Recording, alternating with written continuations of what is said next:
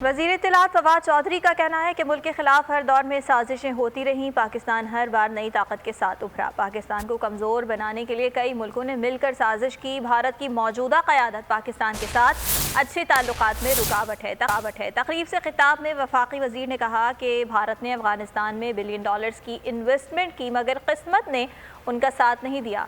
سابق افغان صدر اشرف غنی افغانستان سے فرار ہو گئے۔ پاکستان میں کئی سال سے حکمرانی کرنے والے لندن میں مفرور زندگی گزار رہے ہیں۔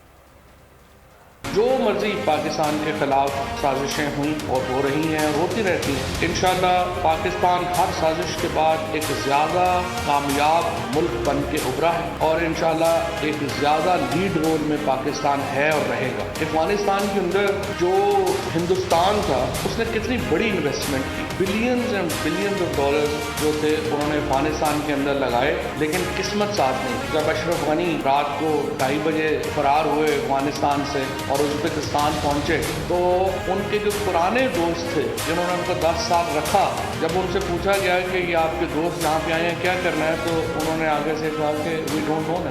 رات کو وہ صدر کی حیثیت سے جب وہاں سے نکلے اور جب پہنچے تو ان کی حیثیت ایک مفرور کی تھی۔ ہمارے ہاں بھی 3 سال وزیر اعظم رہنے والے آج یو کے میں جو ہے وہ مفروریت کی زندگی گزار رہے ہیں، بیکاز ان کی بھی جو ہے ڈس آنیسٹی کا ایشو تھا۔ سبسکرائب کریں اور بیل دبائیں تاکہ کوئی خبر رہ نہ جائے۔